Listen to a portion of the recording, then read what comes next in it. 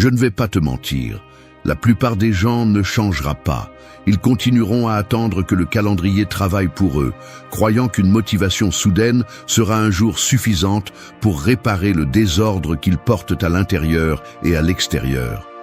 Mais la vérité est inconfortable. Personne ne va te sauver du chaos, et chaque jour que tu remets à plus tard est un jour de plus qui t'éloigne de la version que tu devrais être. Le désordre ne disparaît pas tout seul, il s'étend. Et si tu ne prends pas le contrôle, tu perds la capacité de choisir ton destin. Ce que tu ne mets pas en ordre finit par te submerger. Le stoïcisme n'est pas une pause intellectuelle, ni une liste de belles phrases à partager sur les réseaux sociaux. C'est une méthode brutalement honnête pour remettre la vie en ordre en commençant par les bases, corps, argent, esprit et environnement. Sénèque l'a dit clairement. Ce n'est pas que nous ayons peu de temps, mais que nous en perdons beaucoup. Celui qui attend le moment idéal est déjà en train de perdre.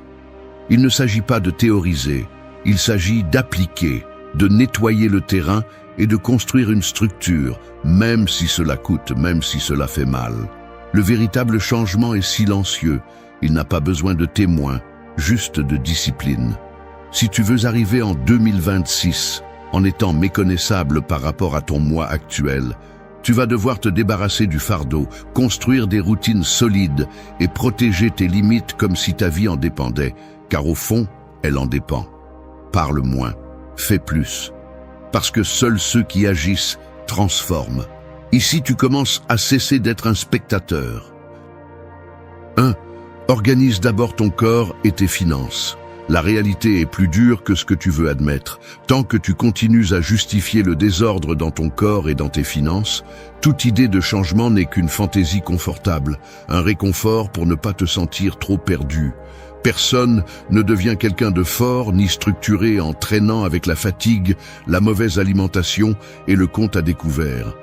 La base de l'autocontrôle est la gestion de ce qui est le plus immédiat et tangible. Et si tu ne peux même pas gérer ce qui est devant tes yeux, crois-tu vraiment que tu pourras transformer ton esprit ou ton caractère? Il y a ceux qui se mentent depuis des années avec des discours de développement personnel, mais qui ne peuvent toujours pas se regarder dans le miroir sans ressentir de la honte pour ce qu'ils ont laissé s'effondrer. C'est la vérité que la plupart évitent. Le soin physique et la responsabilité financière ne sont pas des luxes, ce sont le seul minimum de toute vie digne. Il ne s'agit pas d'attendre de ressentir l'envie, ni de chercher la motivation parfaite. Ce qui te maintient dans l'impasse n'est pas le manque d'informations, c'est la décision de tolérer la médiocrité dans ce que tu manges, dans la façon dont tu bouges et dans la manière dont tu gères ton argent. Sénèque l'a dit sans détour. Ce n'est pas que nous n'ayons pas le temps, mais que nous le perdons.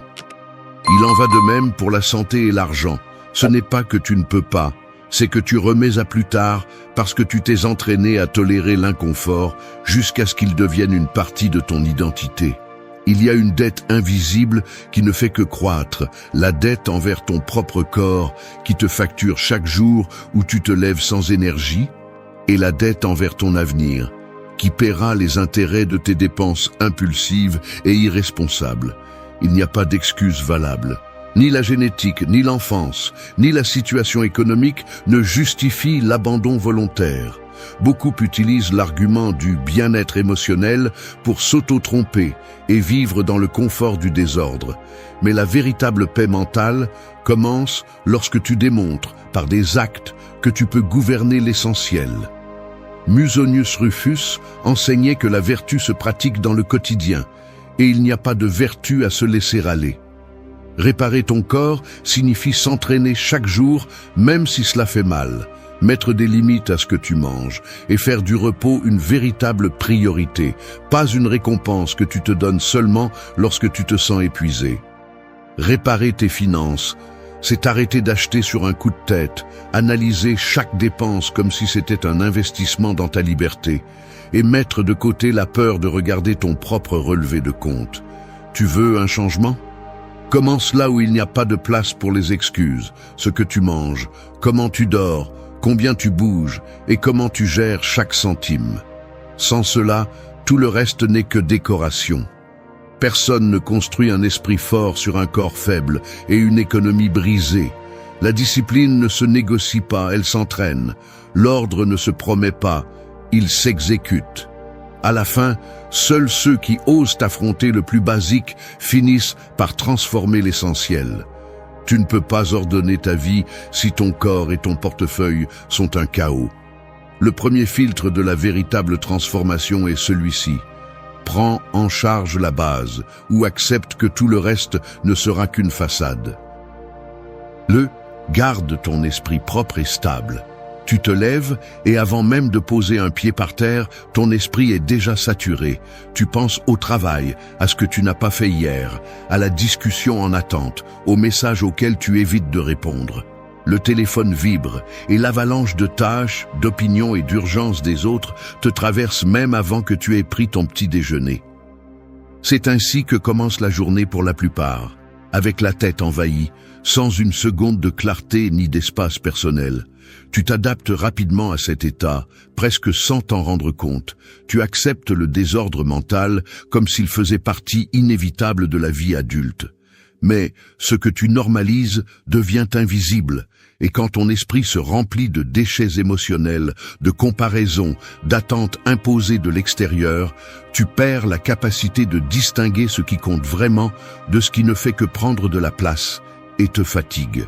Il ne s'agit pas seulement de pensées négatives, c'est l'accumulation de micro-inquiétudes, de ressentiments que tu ne lâches pas, de conversations internes qui tournent en rond. Le danger n'est pas le grand problème, mais l'usure constante que tu ne vois pas venir, jusqu'à ce que ton énergie soit drainée et que tout t'irrite ou te paralyse. Un esprit propre et stable n'est pas un luxe, c'est une nécessité. Épictète l'avait bien compris. Ce ne sont pas les choses qui troublent les hommes, mais l'opinion qu'ils en ont.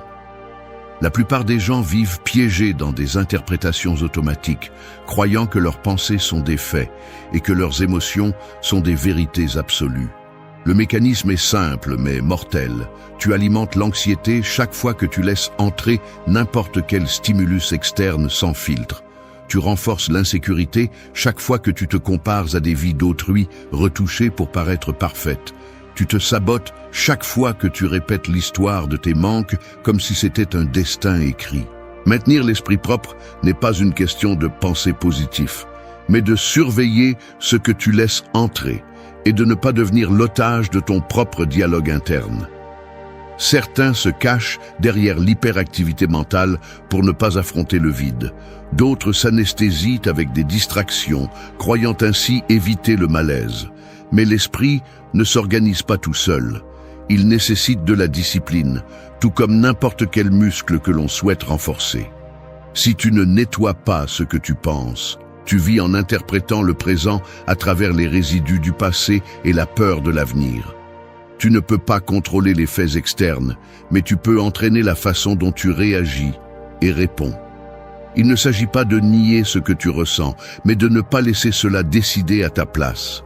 La stabilité émotionnelle ne naît pas de l'absence de problèmes, mais de la capacité à te maintenir ferme quand ils arrivent. L'autocontrôle mental se construit dans de petites décisions. Cesser d'alimenter des conversations stériles, lâcher le ressentiment qui te donne une identité, résister à la tentation de donner ton avis sur tout. Chaque jour est une opportunité pour nettoyer l'esprit de ce qui est superflu et renforcer le filtre de ce que tu permets de t'affecter. Personne ne fera ce travail à ta place. Les stoïciens le savaient. La vraie liberté commence dans la tête.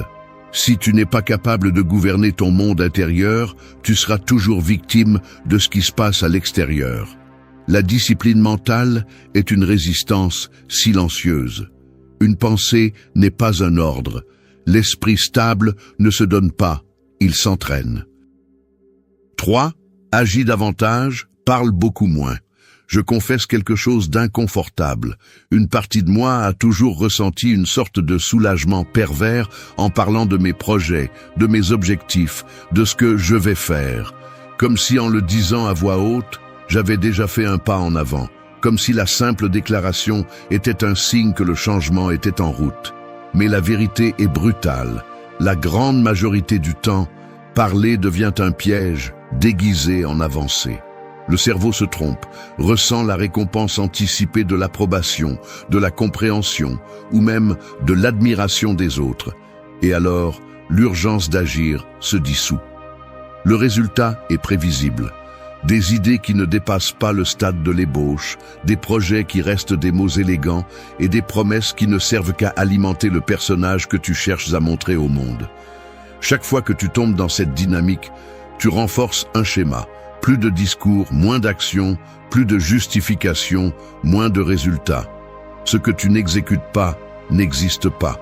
C'est la règle qui fait la différence entre ceux qui se transforment et ceux qui ne collectionnent que des intentions. Le mécanisme psychologique est simple si tu oses le désamorcer. Parler trop de tes objectifs active un faux sentiment de progrès, réduit l'inconfort qui devrait te pousser à agir et renforce la tendance à l'auto-tromperie. Il est plus facile de répéter un discours de dépassement de soi que de se taire et de supporter le travail silencieux, celui qui n'est applaudi par personne parce qu'il n'est ni visible ni partagé. Ce qui n'est pas visible est ce qui construit réellement le caractère. Au fond, beaucoup de gens craignent de passer à l'action parce qu'il n'y a pas d'excuses ni d'applaudissements instantanés, juste un retour honnête. Soit tu avances, soit tu stagnes. L'esprit cherche refuge dans la théorie parce que là, il est plus sûr d'échouer sans conséquences visibles. Mais personne ne respecte celui qui ne fait que parler. Le respect, même le sien, se gagne sur le terrain des faits. Si tu analyses honnêtement les moments où tu as le plus grandi, tu verras qu'aucun d'eux n'a été annoncé. Le véritable changement se produit lorsque tu en as assez du son de tes propres promesses et que tu décides d'agir même si personne ne regarde. Agir, c'est se confronter à l'inconfort réel. C'est accepter que tu peux échouer, que tu peux être médiocre au début, que la discipline ne se ressent pas bien tout de suite. Mais c'est là que se construit la structure interne. Parler est facile, parce que c'est bon marché. Cela ne coûte rien d'autre que de l'air. Agir a un prix. Cela exige de toi du temps, de l'énergie, des renoncements et surtout de la cohérence. Marc Aurèle le résumait sans fioriture. Ne perds plus de temps à discuter de ce qu'est un homme bon. Sois-en un. Cette phrase renferme l'essence.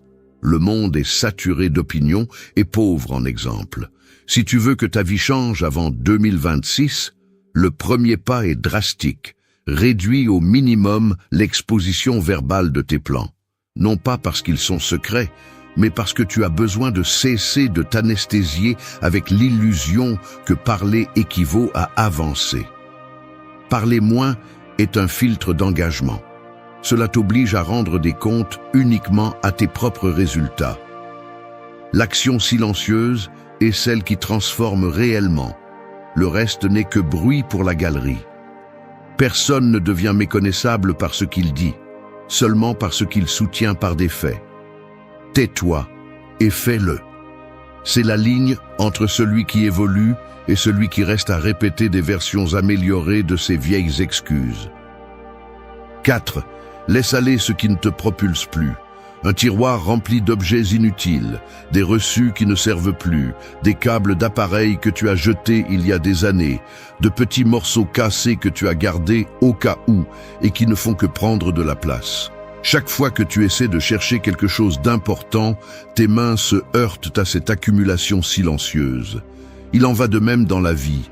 Tu continues à traîner des liens, des routines et des versions anciennes de toi-même qui ne t'apportent plus rien, mais tu insistes à les conserver par habitude ou par peur du vide. Il y a une résistance presque physique lorsque tu fais face à l'idée de lâcher ce qui a fonctionné un jour, même si aujourd'hui c'est juste un poids mort. L'attachement se ressent comme une corde invisible qui te lie au passé, mais en réalité, c'est juste une excuse pour ne pas avancer. La croissance exige de l'espace, et l'espace n'apparaît que lorsque tu décides de sortir du tiroir, ce qui gêne, et de ne plus jamais le ranger.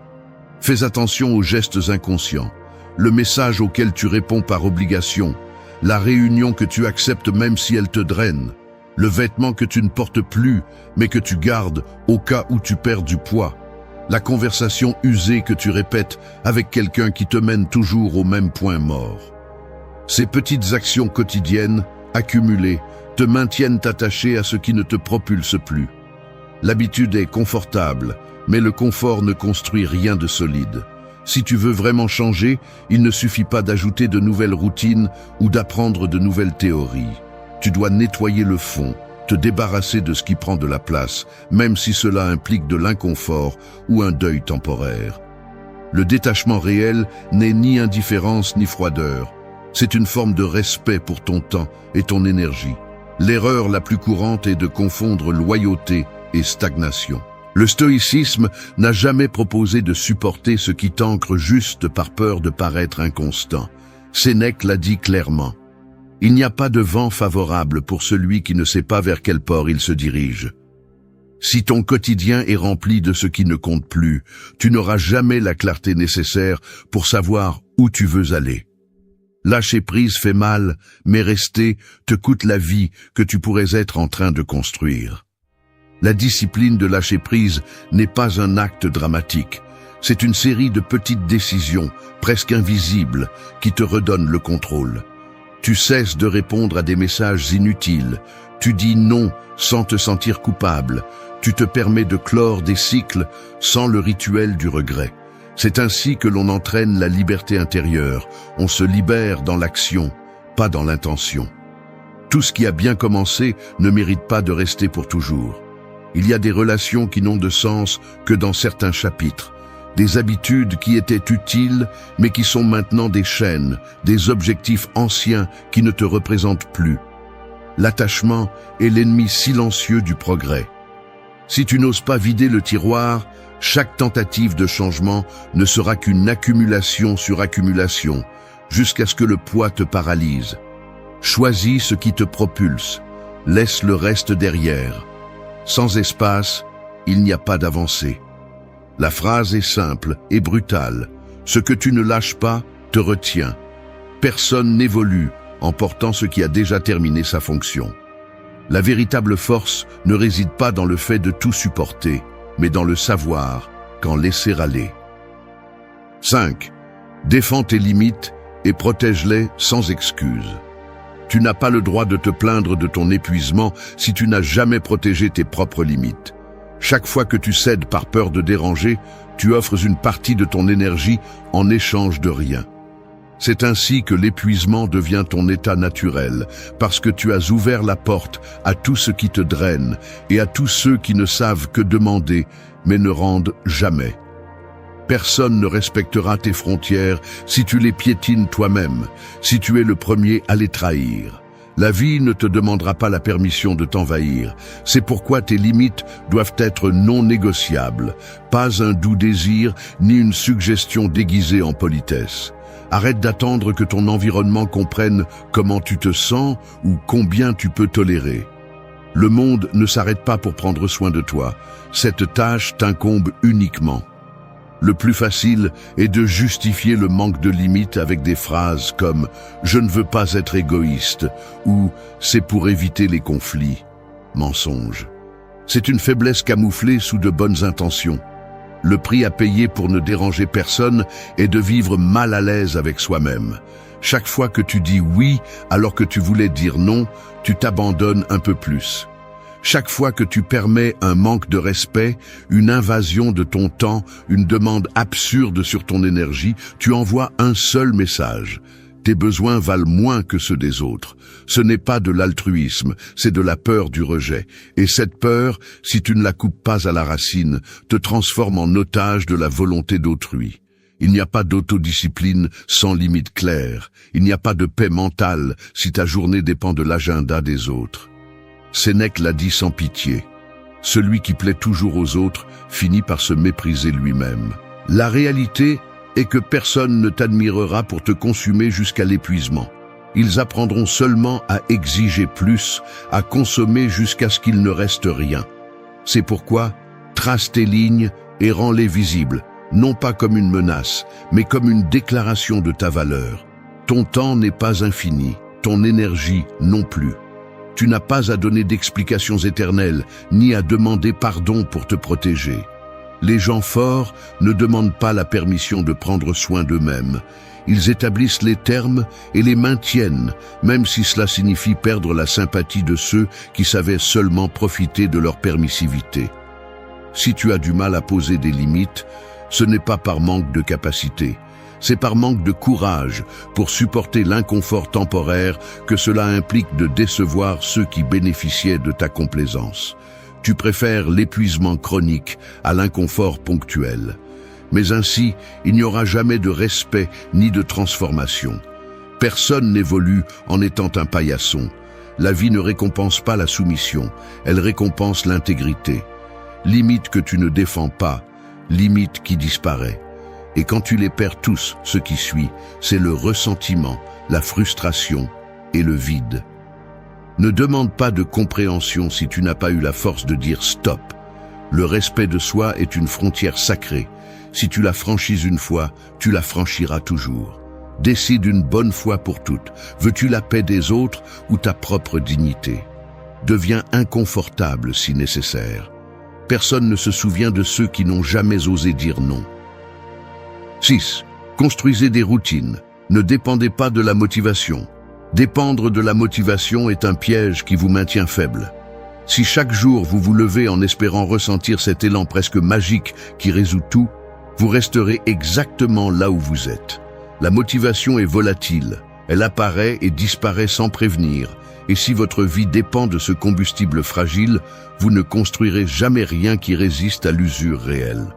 La vérité inconfortable est que la plupart justifient leur manque d'avancement par des phrases comme « je n'en ai pas envie »,« aujourd'hui n'est pas le bon moment » ou « quand je me sentirai prêt, je le ferai ».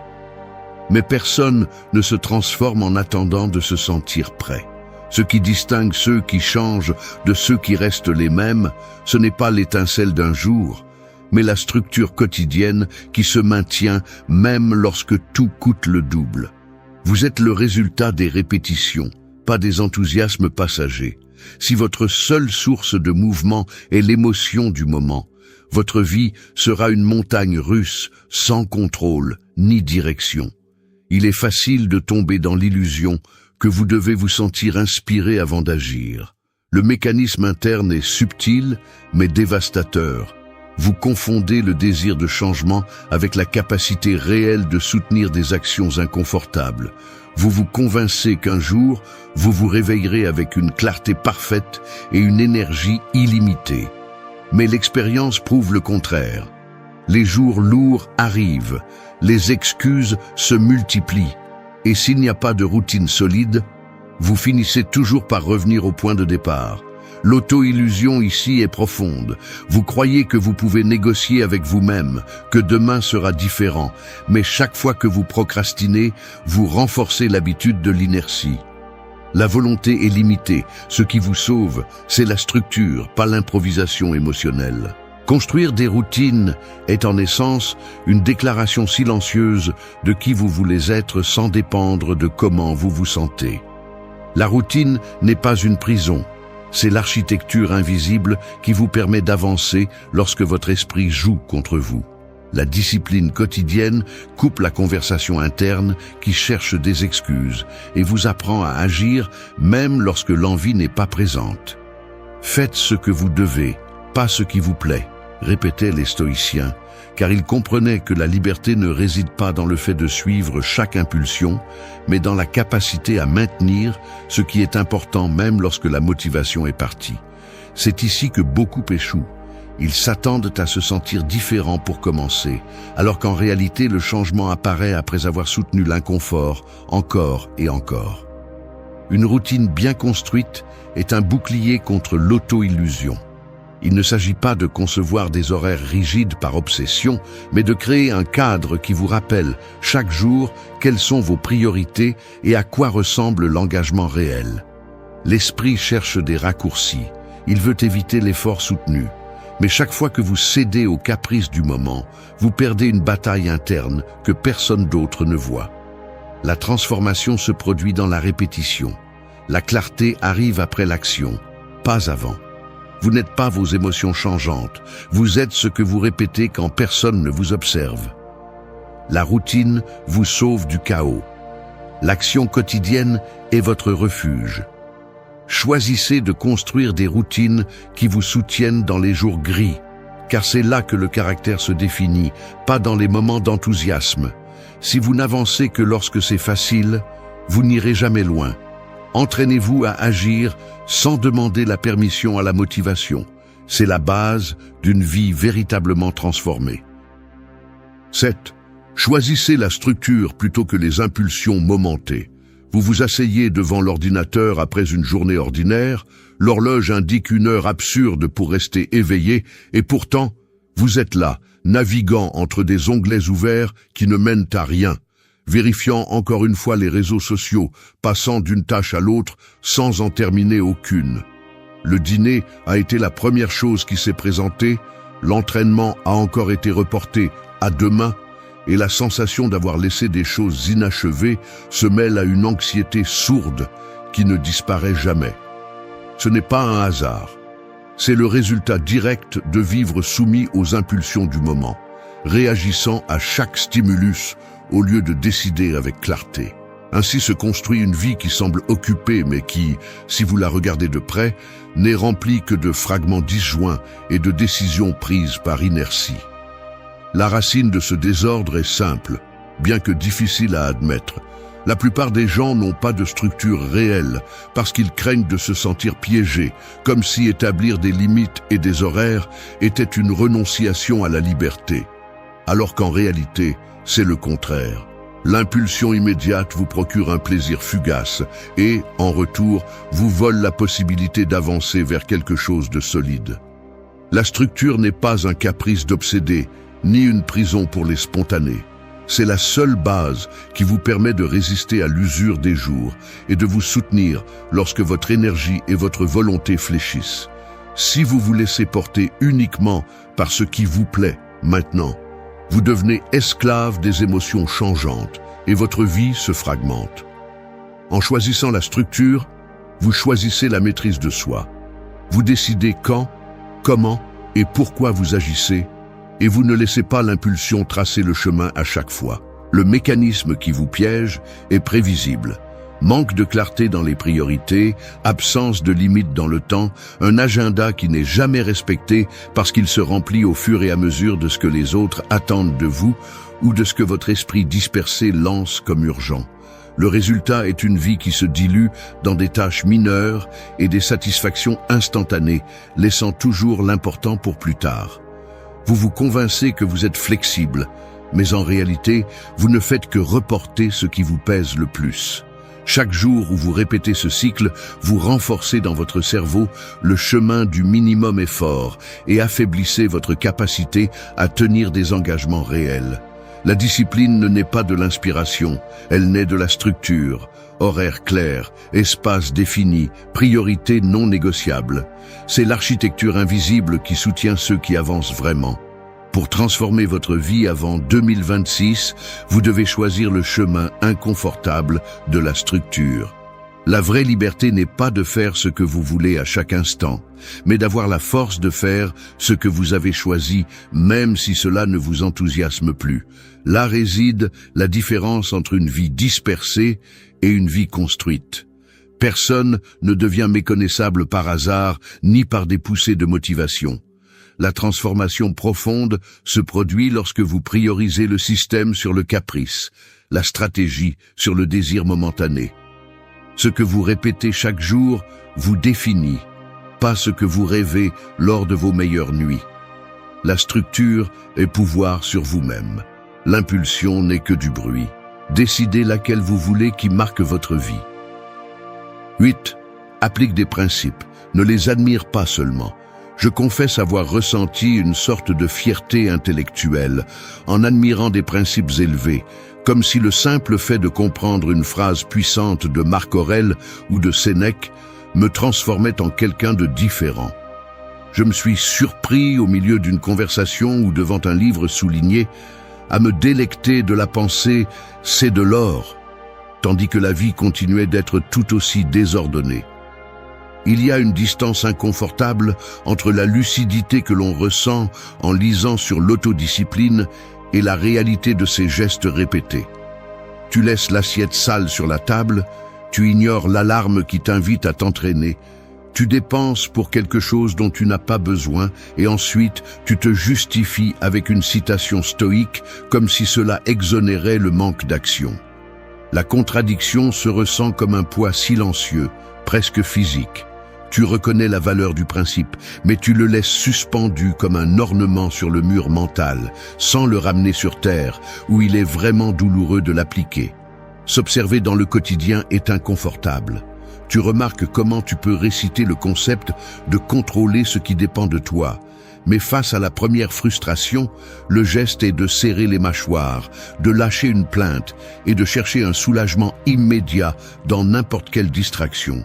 Tu ressens de l'admiration pour la tempérance, mais tes doigts tambourinent anxieusement sur la table lorsque quelque chose ne se passe pas rapidement. Tu gardes l'idée de vivre selon la nature, mais ton corps souffre du manque de sommeil et de l'alimentation improvisée. Il y a une sorte de culte au principe, mais une allergie à la pratique. Le véritable changement, cependant, ne se remarque pas dans le discours, mais dans les micro-décisions. Dans la façon dont tu termines une conversation qui t'épuise, dans la manière dont tu choisis de ne pas répondre à une provocation, dans l'instant exact où tu remets à plus tard le désir de gratification pour soutenir la structure que tu t'es promise. Si tu prends le temps de regarder les détails, tout change. La façon dont tu organises ton bureau, la manière dont tu ranges tes vêtements en rentrant chez toi, le temps que tu prends pour manger sans téléphone à la main.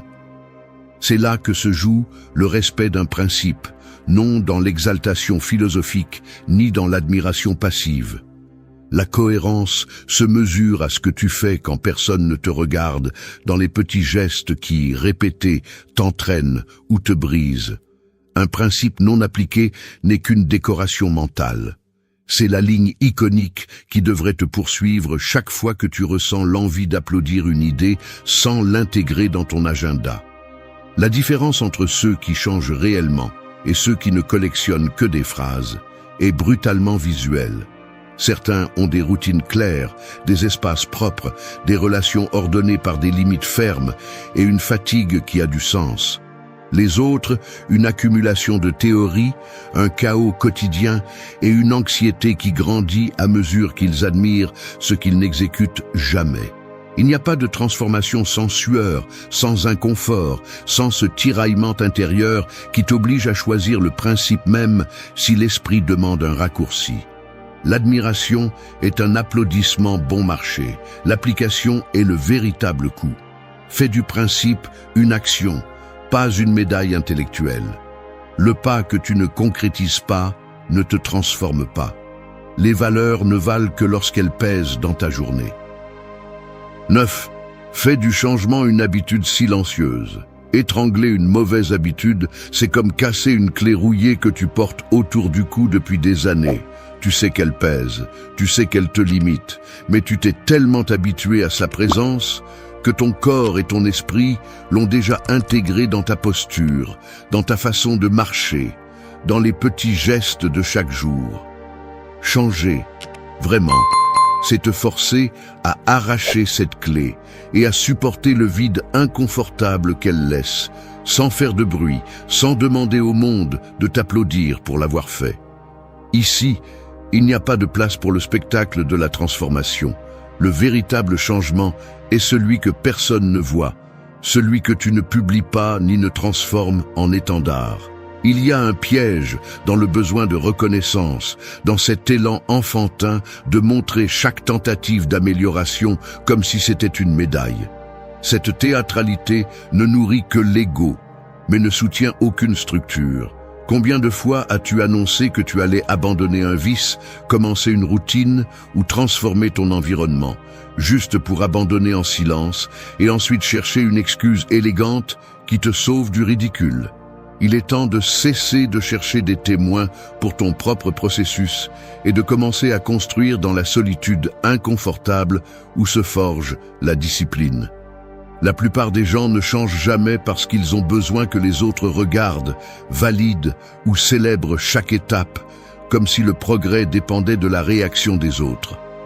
Mais la vérité brutale est que celui qui a besoin de témoins ne fait que démontrer une faiblesse intérieure. Le véritable changement est un pacte privé, une décision maintenue seule, sans témoin ni public. Si chaque avancée nécessite des applaudissements, le recul sera inévitable dès que l'attention disparaît. Ce qui se construit en secret est la seule chose qui survit à l'usure. C'est ici que tu dois être impitoyable avec tes propres excuses. Arrête de dire au monde ce que tu prévois de faire et commence à payer le prix inconfortable du silence. Tu n'es pas spécial parce que tu commences. Tu ne l'es que si tu persistes quand personne ne te regarde. Tout ce qui ne devient pas une habitude se dissout dans le courant des impulsions passagères. C'est pourquoi tu dois faire du changement une série de gestes automatiques, pas une collection d'annonces publiques. Le processus est inconfortable, car il exige une honnêteté que l'on ne voit pas dans le miroir, ni sur les réseaux. Tu feras face au désir urgent de partager des progrès minimes, de chercher l'approbation pour ne pas te sentir seul dans l'effort. Mais cet élan n'est qu'un masque d'insécurité. Ce qui transforme vraiment, c'est la répétition silencieuse, l'entraînement quotidien sans spectateur, l'accumulation de petites victoires que toi seul connais. Il n'est pas nécessaire que quelqu'un voie comment tu te refuses une gratification, comment tu rejettes une invitation que tu sais te ramène au même cercle vicieux, comment tu maintiens la routine que d'autres trouvent ennuyeuse. La force se mesure dans la constance muette.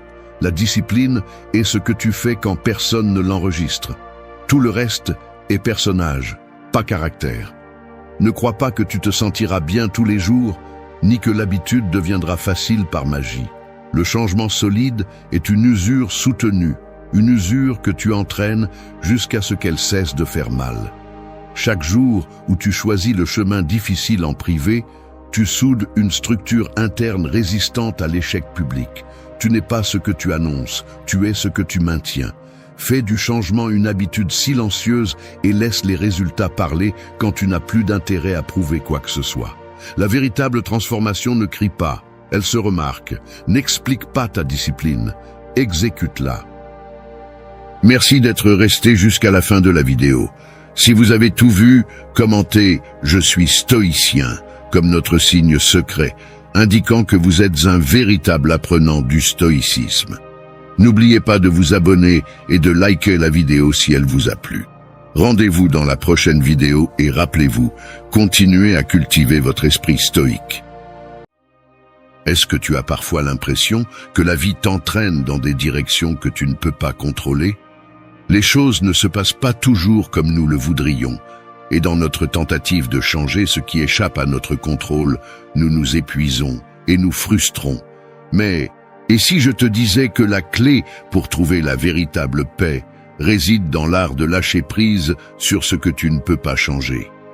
Dans cette vidéo, nous allons explorer les principes stoïciens les plus puissants qui te permettront de comprendre comment trouver la paix et l'équilibre, quelles que soient les circonstances. Tu découvriras comment lâcher prise sur ce que tu ne contrôles pas, vivre avec détermination et maintenir ton calme au milieu du chaos.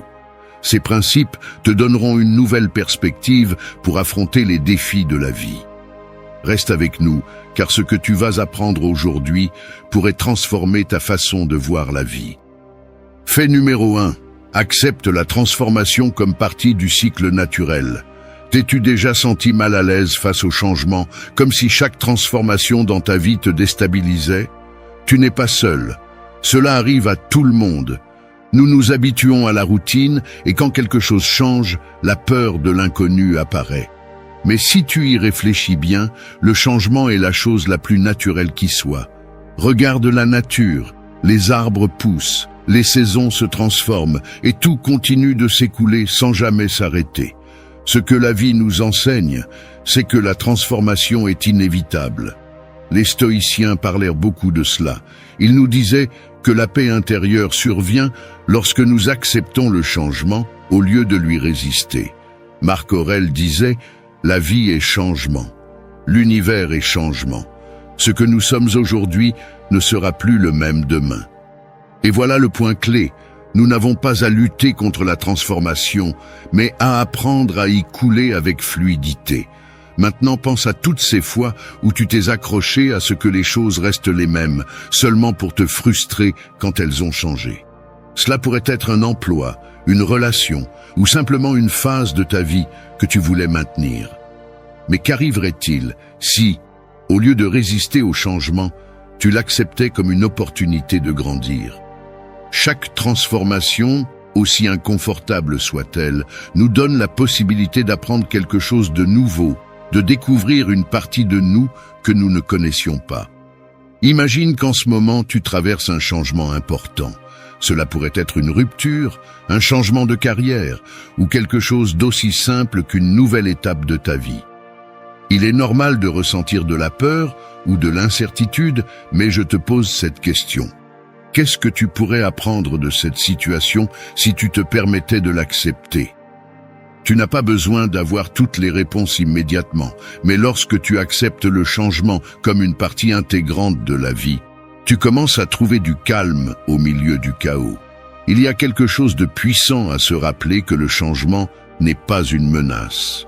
Au lieu de le voir comme quelque chose qui te déstabilise, tu peux le voir comme une opportunité. Demande-toi, quelle partie de moi est en train de grandir grâce à cette transformation?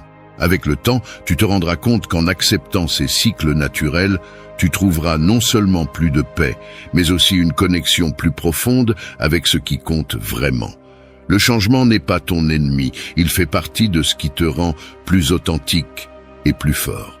Tu n'as qu'à le laisser couler, et dans ce processus, tu trouveras une vie plus sereine, en harmonie avec les cycles naturels de l'existence. Fait numéro 2. Plonge dans la nature pour rééquilibrer ton énergie. T'es-tu senti accablé dernièrement?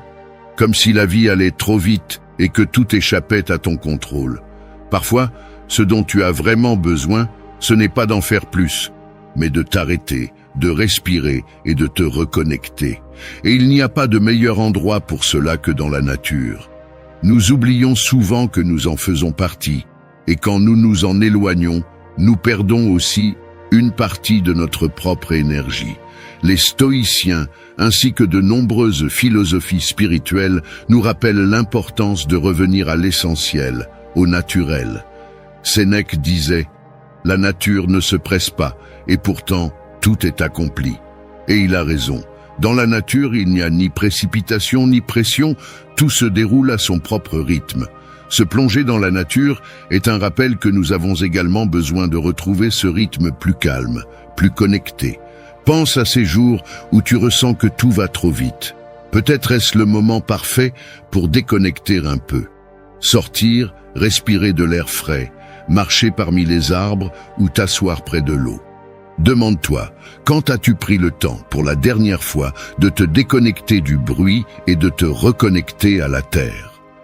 La nature a une manière unique d'absorber nos tensions et de nous rendre la paix. C'est comme si, pendant un moment, tout le chaos du monde s'apaisait et qu'il ne restait que l'essentiel. Imagine à quel point c'est simple. Sortir dans un parc, marcher dans une forêt ou simplement écouter le bruit de l'eau. Tu n'as pas besoin de grands plans, juste d'être là, présent. La nature nous enseigne que tout n'a pas besoin d'être précipité ou planifié. Les arbres ne se hâtent pas pour pousser, la rivière ne force pas son écoulement, et nous non plus, nous ne devrions pas. Alors, la prochaine fois que tu te sens épuisé ou déconnecté, au lieu de continuer à courir, arrête-toi. Sors dans la nature, ne serait-ce que pour un moment. Tu seras surpris de voir comment le simple fait d'être entouré de verre, de respirer l'air frais, peut t'aider à rééquilibrer ton énergie. Sais-tu combien de fois tu as été épuisé sans te rendre compte que ce dont tu avais besoin, c'était juste un instant de paix? La nature est là, attendant que tu reviennes vers elle. Prends ce temps pour toi et tu verras comment tout recommence à couler naturellement. Fait numéro 3. Vise avec détermination pour créer ton chemin. As-tu déjà eu l'impression que, plutôt que de diriger ta propre vie, ce sont les circonstances qui te contrôlent? Cela nous arrive à tous à un moment donné. Parfois, nous laissons le quotidien nous emmener sur des chemins que nous n'avons pas vraiment choisis, et sans nous en rendre compte, nous nous sentons perdus ou sans direction. Mais voici la clé, tu as le pouvoir de créer ton propre chemin. Et cela commence par un mot très important, la détermination. Les stoïciens nous ont enseigné quelque chose de très puissant. Ce n'est pas ce qui t'arrive qui définit ta vie, mais comment tu choisis de réagir. Épictète le disait clairement. Ce qui importe, ce n'est pas ce qui t'arrive, mais la manière dont tu réagis. Et c'est là que réside la détermination. Il ne s'agit pas d'éviter les problèmes, mais de rester ferme sur ce que tu veux, peu importe ce que la vie te réserve. Pense à une situation compliquée que tu traverses actuellement.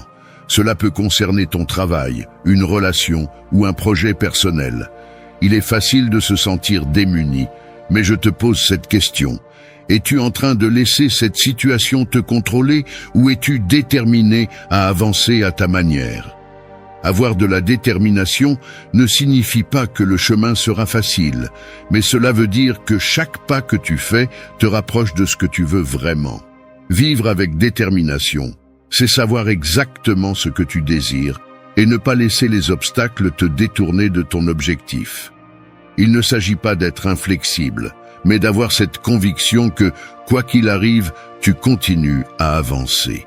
Chaque petit pas compte, et à la fin, lorsque tu regarderas en arrière, tu verras que c'est toi qui as tracé ton propre chemin. Donc, la prochaine fois que tu te sens submergé ou perdu, rappelle-toi que la détermination est ce qui te garde en mouvement. Pose-toi la question, est-ce que je prends les rênes de ma vie ou est-ce que je laisse les circonstances m'entraîner? Tu es le seul à avoir le pouvoir de décider de ton destin. Au final, il ne s'agit pas de savoir si le chemin est facile ou difficile, mais d'avoir la certitude que chaque pas que tu fais est guidé par l'intention et le but que tu t'es fixé. Fait numéro 4. Trouve la paix grâce à la méditation guidée. T'est-il déjà arrivé de sentir que ton esprit tourne à 1000 à l'heure, comme s'il était impossible de le calmer? Avec toutes les distractions, le travail, les préoccupations.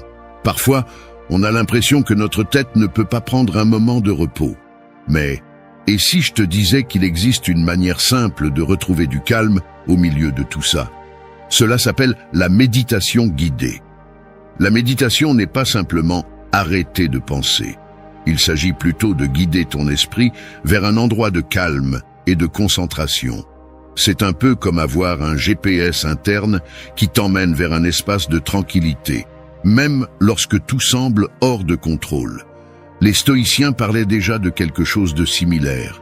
Marc Aurèle avait l'habitude de réfléchir sur ses pensées en les guidant consciemment pour trouver la paix intérieure. Il disait, « La paix commence quand tu cesses de permettre aux autres de contrôler tes pensées. » Et la méditation guidée est un outil parfait pour y parvenir. Imagine ceci, à la fin d'une journée stressante, au lieu de rester coincé dans l'anxiété, tu prends un moment pour toi. Tu t'assois dans un endroit calme, tu fermes les yeux et une voix te guide. Respire profondément, laisse partir le stress, concentre-toi sur l'instant présent. C'est incroyable comme quelques minutes de méditation peuvent changer les choses. Soudainement, les pensées bruyantes commencent à se calmer, ta respiration devient plus profonde et tu sens que tu reprends le contrôle.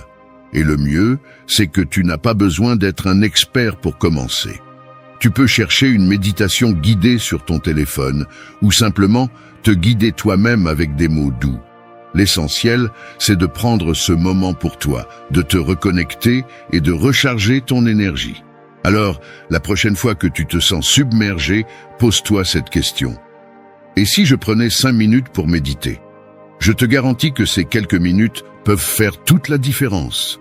Ton esprit et ton corps te remercieront.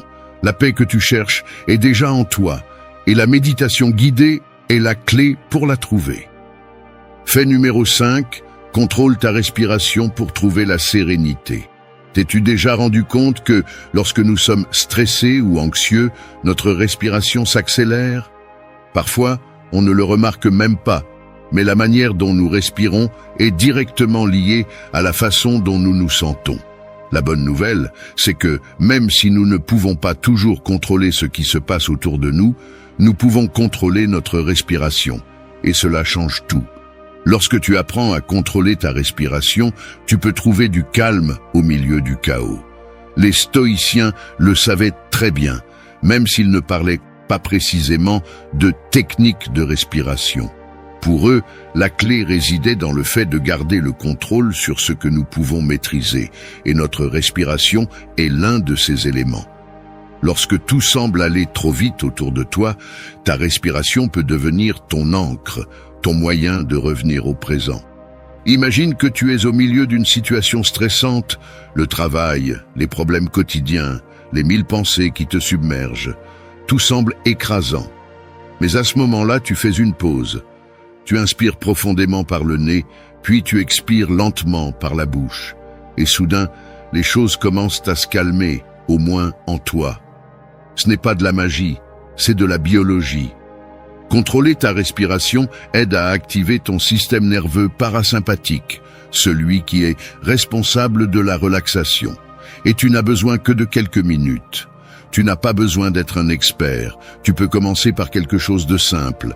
Inspire pendant 4 secondes, expire pendant 4 secondes. Fais-le 3 ou 4 fois et tu sentiras peu à peu ton corps se détendre. Demande-toi, à quand remonte la dernière fois que je me suis accordé un moment rien que pour respirer? C'est une chose si basique, mais nous oublions souvent à quel point elle est puissante. La prochaine fois que tu te sens dépassé, souviens-toi simplement que ta respiration est un outil que tu as toujours avec toi. Tu n'as qu'à en prendre le contrôle et en ce geste simple, tu ouvriras une porte vers la sérénité. Fait numéro 6. Laisse derrière toi les ressentiments et allège ton esprit. As-tu déjà ressenti que le ressentiment envers quelqu'un te pesait plus que tu ne l'imaginais? Cela peut être quelque chose qui s'est produit il y a longtemps, ou peut-être une blessure plus récente. Le problème, c'est que tant que nous continuons à porter ce ressentiment, c'est nous-mêmes qui restons piégés. C'est comme transporter un sac à dos rempli de pierres, qui devient plus lourd chaque jour. Les stoïciens, ainsi que de nombreuses autres philosophies, nous enseignent que conserver du ressentiment ne nous affecte pas seulement émotionnellement, mais nous empêche également d'avancer. Sénèque disait « Se tromper est humain, pardonner est naturel, parce que le pardon n'est pas pour les autres, il est pour toi. » En laissant derrière toi ces sentiments de rancune, tu allèges ton esprit et te donnes l'opportunité de vivre plus librement. Pense à une situation où quelqu'un t'a blessé et où tu portes encore ce ressentiment avec toi. Maintenant, pose-toi cette question. Qui est le plus affecté par cette rancune, cette personne ou moi? La réalité, c'est que le ressentiment est un poids qui nous attache au passé. En le relâchant, non seulement tu te libères, mais tu fais de la place pour accueillir des choses plus légères, la paix, la tranquillité et la joie. Je ne dis pas que c'est facile. Laisser derrière soi le ressentiment est un processus, mais c'est un processus qui en vaut la peine. Parfois, il suffit de décider que tu ne veux plus porter ce poids, de reconnaître que le passé ne peut pas être changé, mais que ton attitude à son égard, elle, peut l'être. La prochaine fois que tu te sens piégé par le ressentiment, arrête-toi un moment et demande-toi, est-ce vraiment ce que je veux continuer à porter avec moi? En le relâchant, tu remarqueras à quel point ton esprit s'allège et comment tu commences à marcher plus librement et en paix avec toi-même. Fait numéro 7. Construis des relations profondes et authentiques. Aujourd'hui, il semble que nous soyons plus connectés que jamais, mais combien de ces connexions sont vraiment profondes? Nous sommes entourés de personnes, nous interagissons constamment, mais souvent ces relations restent superficielles. Pourtant, ce qui nourrit vraiment notre esprit, ce sont les relations authentiques, celles qui te permettent d'être toi-même, sans masque ni attente. Les stoïciens valorisaient les relations sincères, basées sur la confiance et le respect. Épictète disait « Seules les relations sincères peuvent nourrir l'âme ». Et c'est vrai, lorsque tu partages avec quelqu'un de manière authentique, tu te sens non seulement plus connecté, mais ta vie prend un sens plus profond. Pense aux personnes les plus proches de toi. Combien de ces relations te permettent d'être vraiment toi-même, sans avoir besoin de faire bonne impression ou de répondre à des attentes? Parfois, on réalise que, même entouré de gens, on peut se sentir seul si l'on ne cultive pas des connexions plus profondes. Les relations authentiques ne se mesurent pas en quantité, mais en qualité. Construire des relations profondes demande du temps et de la vulnérabilité. C'est partager tes peurs, tes rêves, être honnête. Il ne s'agit pas de plaire à tout le monde, mais de trouver ces personnes avec lesquelles tu peux être toi-même, sans filtre. Et cela commence par toi, en montrant ton côté le plus authentique. Alors, la prochaine fois que tu rencontres quelqu'un, pose-toi cette question. Suis-je authentique dans cette relation? Suis-je en train de construire quelque chose de profond et sincère? Si la réponse est non, il est peut-être temps d'ajuster ta trajectoire et de te concentrer sur ce qui compte vraiment, la qualité avant la quantité. Les relations profondes te nourrissent d'une manière qu'aucune autre chose ne peut. Commence à les construire, et tu verras comment ta vie se remplit de sens. Fait numéro 8. Libère-toi du passé et vis dans le présent. As-tu déjà eu l'impression que ton esprit était piégé dans quelque chose qui s'est passé il y a longtemps? Il est facile de rester accroché au passé, de revivre des erreurs, des moments difficiles ou même de regretter des temps meilleurs. Mais en réalité, tant que nous restons attachés au passé, nous manquons la seule chose que nous avons vraiment, le présent. Les stoïciens comprenèrent bien que vivre dans le présent est la clé de la paix intérieure. Marc Aurèle le disait clairement, « Ne te laisse pas emporter par les souvenirs du passé ni par les inquiétudes du futur. Ce que tu as, c'est le moment présent. En te libérant du passé, tu cesses de porter un poids que tu ne peux plus changer et tu t'ouvres à ce qui se passe maintenant, à cet instant précis. Imagine combien tu pourrais mieux profiter de la vie si tu ne passais pas ton temps à penser à ce qui aurait pu être ou à ce que tu as mal fait. Le passé est déjà derrière toi et tu ne peux pas le modifier. Ce que tu peux faire, en revanche, c'est décider comment tu veux vivre le présent. Demande-toi, quelles opportunités suis-je en train de perdre aujourd'hui parce que je suis encore pris dans ce qui s'est passé? Se libérer du passé ne signifie pas oublier, mais plutôt cesser de porter la douleur ou les attentes qui ne te servent plus. À chaque fois que tu te concentres sur le présent, tu te donnes l'occasion de vivre plus pleinement, de te connecter aux personnes autour de toi et de profiter de ce que tu as juste devant toi. Alors, la prochaine fois que tu te retrouves pris dans des pensées sur le passé, arrête-toi un instant et pose-toi la question. Comment puis-je être plus présent en ce moment? Parce que le présent est tout ce que nous avons vraiment, et le vivre est la meilleure manière d'honorer tout ce que tu es. Fait numéro 9. Apprécie le quotidien pour renforcer ton bien-être. T'es-tu déjà rendu compte que nous sommes souvent tellement occupés à chercher l'extraordinaire que nous oublions la beauté du quotidien? Dans notre quête de grandes réussites ou d'expériences uniques, nous passons souvent à côté de ces petits moments simples qui en réalité sont ceux qui remplissent le plus notre vie de bien-être. Les stoïciens nous enseignaient à trouver la satisfaction dans les petites choses.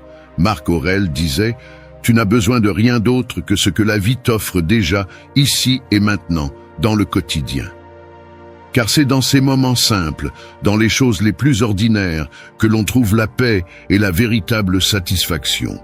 Pense à ces petites choses, le parfum du café le matin, une conversation sincère avec un ami, la lumière du soleil entrant par la fenêtre. Ce sont des choses que nous tenons pour acquises, mais qui ont en réalité le pouvoir d'améliorer ta journée si tu les apprécies pleinement. Demande-toi, combien de fois ai-je ignoré ces moments, à la recherche de quelque chose de plus grand ou de plus spécial? La vérité, c'est qu'en valorisant le quotidien, tu renforces ton bien-être et tu trouves plus de joie dans ce que tu possèdes déjà. Apprécier le quotidien ne signifie pas se résigner, mais être conscient de ce qui t'entoure déjà, des choses qui te rendent heureux.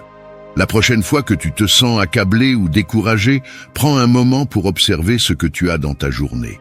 Ce n'est peut-être pas spectaculaire, mais c'est suffisant pour nourrir ton bien-être de manière profonde.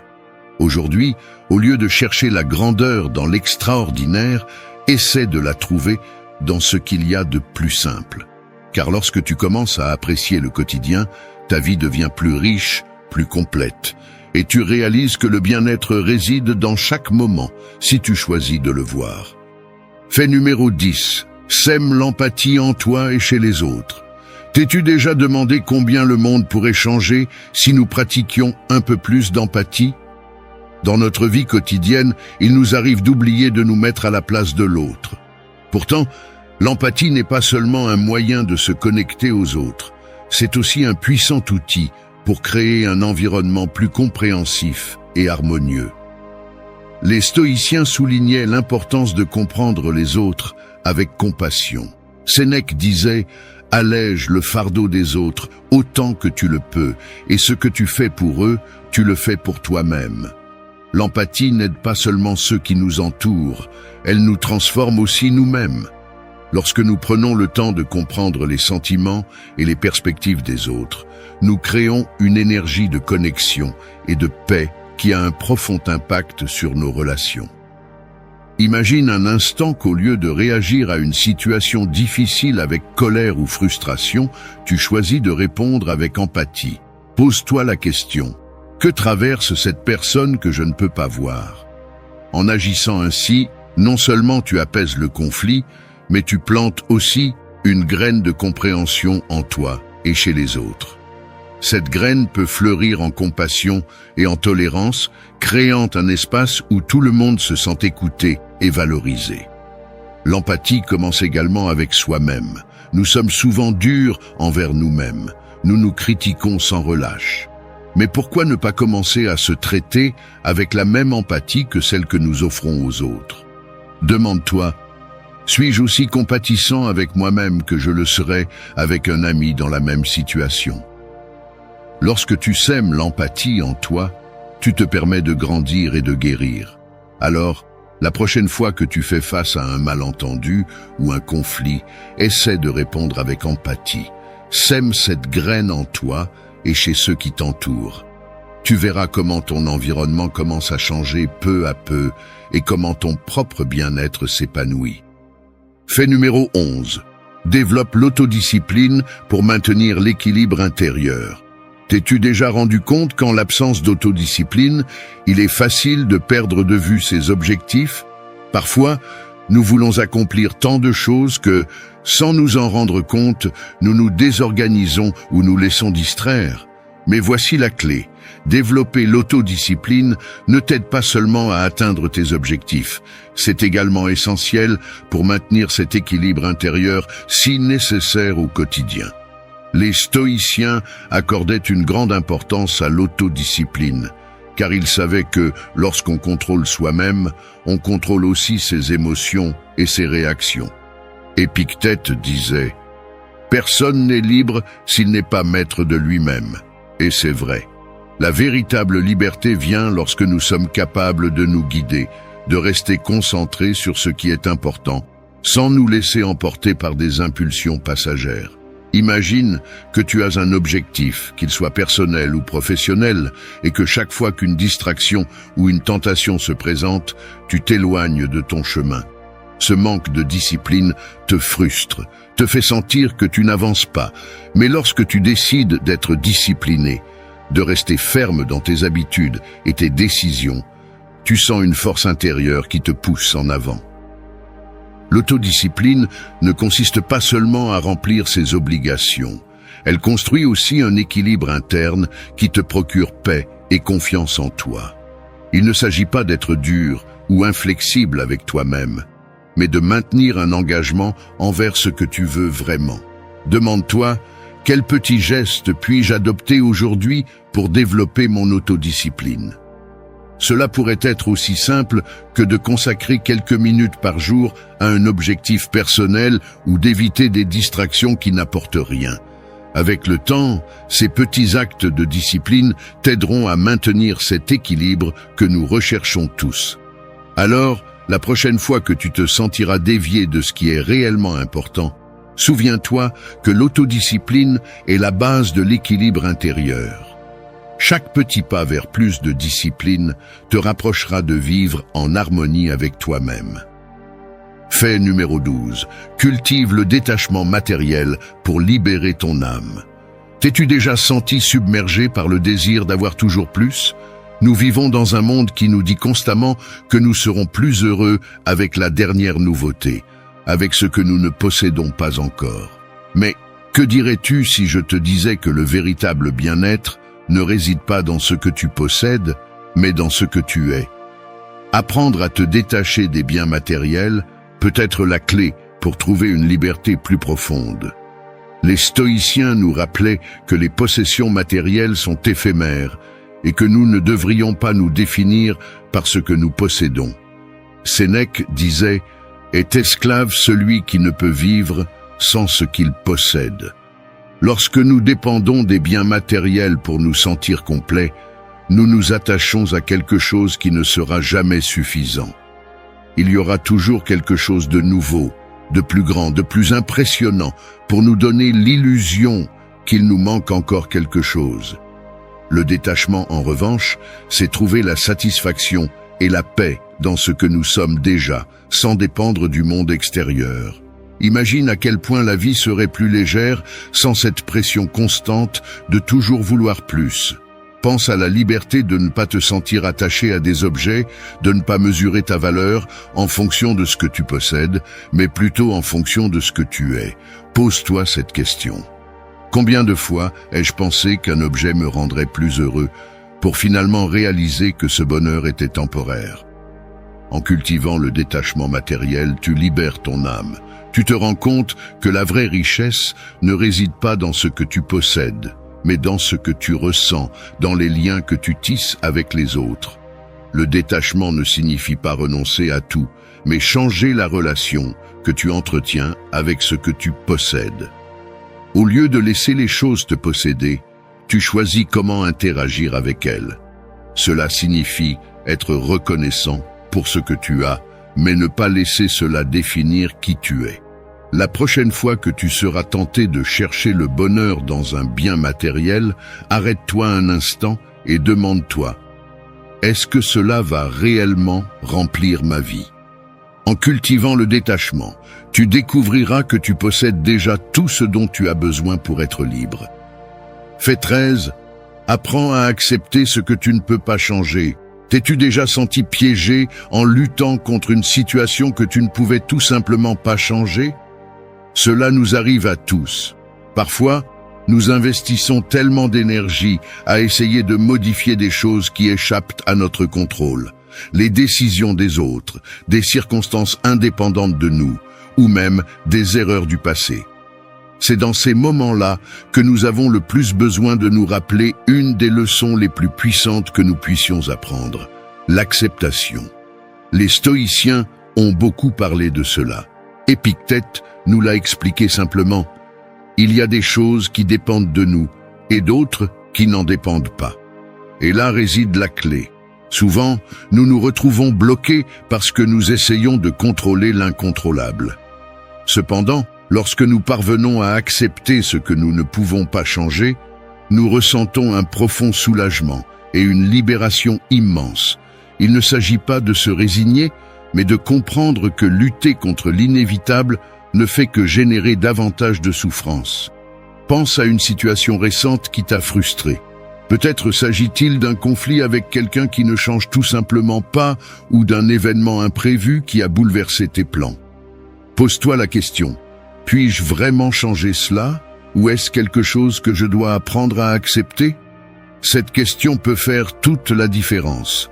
Accepter ne signifie pas être d'accord avec ce qui se passe ou l'apprécier, mais cela te permet de relâcher le contrôle et d'arrêter de lutter contre une réalité que tu ne peux pas modifier. Imagine à quel point la vie serait plus sereine sans ce fardeau constant de vouloir que tout se déroule exactement comme tu l'espères. Lorsque tu acceptes ce que tu ne peux pas changer, ton énergie se redirige vers ce qui est effectivement sous ton contrôle. Tes actions, tes réactions, tes pensées. Et cela, même si cela semble petit, est ce qui transforme véritablement ta vie. Car c'est dans nos décisions, et non dans les circonstances extérieures, que réside notre véritable pouvoir. Mais attention, Accepter ne signifie pas être passif ou se résigner. C'est plutôt un acte de sagesse. En acceptant ce que tu ne peux pas changer, tu choisis également avec plus de clarté où mettre tes efforts. Tu peux continuer à te battre pour ce qui est important, mais sans gaspiller ton énergie dans des domaines qui échappent à ton contrôle. Plutôt que de te tourmenter pour ce que tu ne peux pas maîtriser, tu peux te concentrer sur ce que tu peux améliorer, sur ce qui est à ta portée. Alors, la prochaine fois que tu te sentiras frustré ou piégé, arrête-toi un instant. Respire profondément et demande-toi, est-ce quelque chose que je peux changer ou quelque chose que je dois accepter? La réponse pourrait te surprendre. Et dans cette acceptation, tu pourrais découvrir une paix dont tu ignorais même l'existence.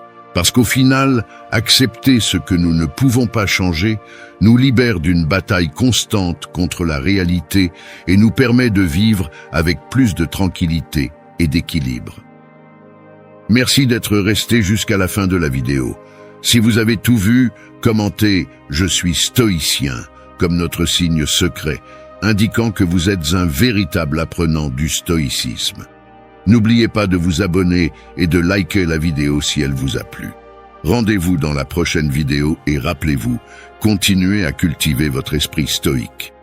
On dit que la pauvreté ressemble à une pièce sombre, non pas parce qu'il n'y a pas de sortie, mais parce que pendant trop longtemps tu t'es habitué à marcher sans chercher la porte.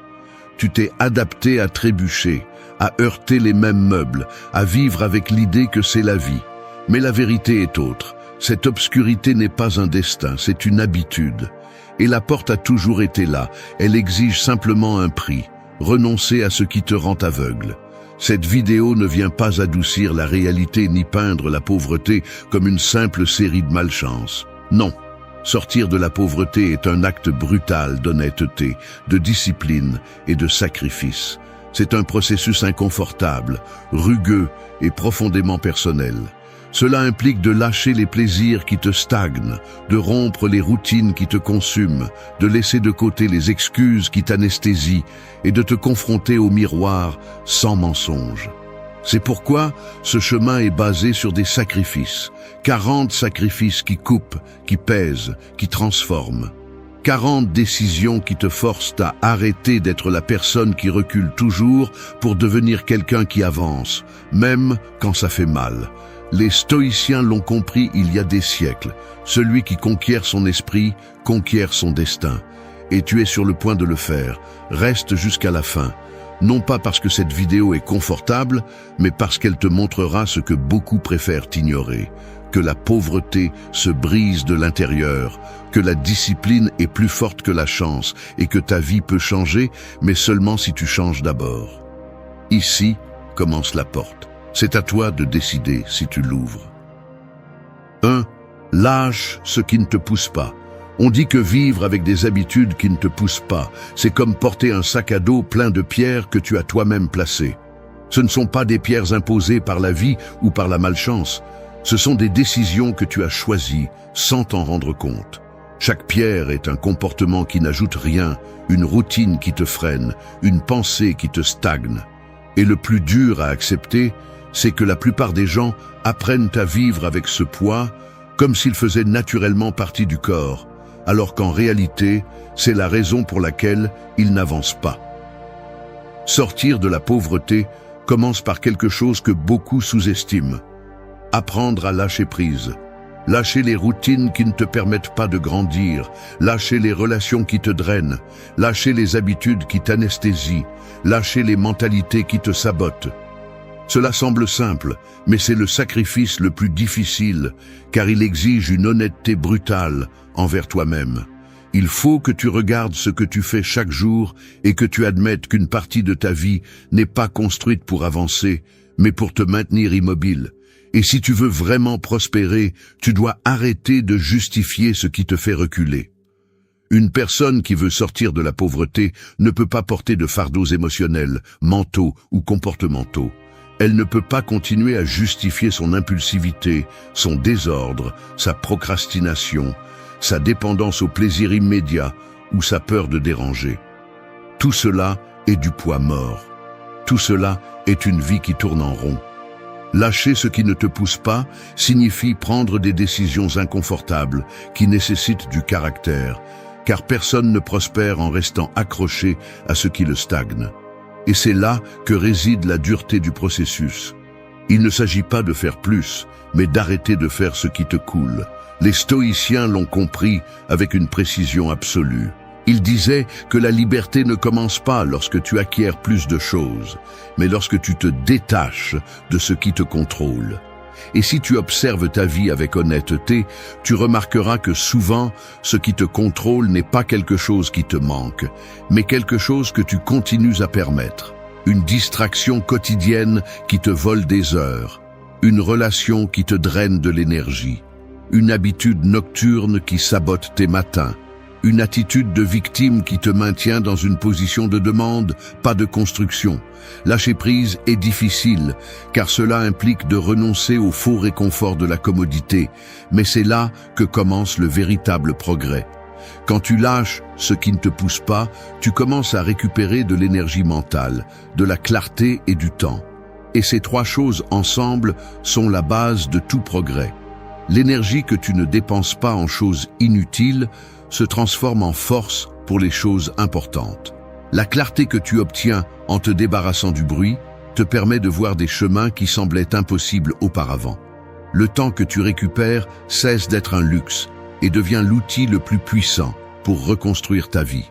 Mais rien de tout cela ne se produit si tu continues à t'accrocher à l'ancien, à l'aisé, au confortable, au connu. Lâcher ce qui ne te pousse pas n'est pas une jolie phrase, c'est un ordre direct pour toi. Examine ta vie avec froideur et demande-toi quelles habitudes, personnes, pensées ou lieux t'ont freiné pendant des années. Ensuite, prends la décision que tu as toujours repoussée. Tu n'as pas besoin de crier, de te battre ou de faire du drame. Tu as juste besoin de lâcher en silence, d'avancer avec détermination et de laisser ta nouvelle discipline parler pour toi. La pauvreté se nourrit de tout ce qui te stagne. La richesse commence le jour où tu décides de laisser ce poids derrière toi. 2. Réduisez l'oisiveté inutile. L'oisiveté inutile fonctionne comme des sables mouvants. Au début, elle semble douce, confortable, voire relaxante. Vous vous asseyez dessus en pensant que vous vous reposez un moment et qu'il ne se passe rien. Mais plus vous restez là, plus vous vous enfoncez sans vous en rendre compte. Le piège est silencieux. Il ne fait pas mal et n'attaque pas de front, il vous vole simplement la vie goutte à goutte. Lorsque vous voulez réagir, vous êtes déjà enfoncé jusqu'à la taille en demandant du temps, de l'énergie ou de la motivation que vous avez vous-même laissé échapper. Sortir de la pauvreté exige une guerre frontale contre cette oisiveté déguisée en repos. Je ne parle pas du repos nécessaire, ni des activités qui nourrissent votre esprit, je parle de cette consommation automatique qui vous vide de l'intérieur. Des heures entières sur les réseaux sans but, des conversations qui ne mènent nulle part, des distractions qui se sentent méritées, mais qui en réalité vous écrasent pendant que vous souriez sans vous en rendre compte. Ce n'est pas du divertissement, c'est une fuite d'énergie constante qui vous empêche d'avancer. Réduire l'oisiveté inutile ne signifie pas devenir une machine sans émotion, cela signifie se réveiller. Cela signifie admettre qu'une grande partie de votre temps est perdue dans des actions qui ne vous construisent pas. Et le plus dur est que souvent, vous utilisez cette oisiveté pour échapper à votre vie, pas pour l'améliorer. Vous fuyez vos responsabilités, vos peurs, votre inconfort. Cette voix intérieure qui vous dit que vous pouvez faire plus, mais que vous avez la flemme d'écouter.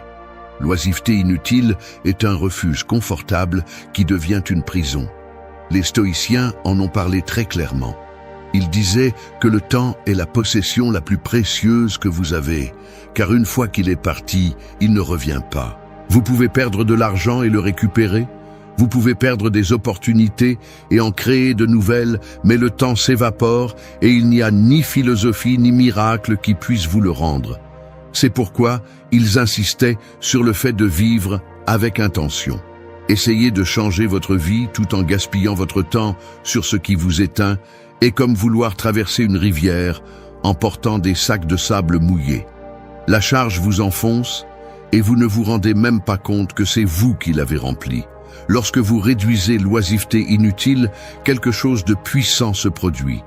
Vous récupérez des heures dont vous ne saviez même pas que vous disposiez.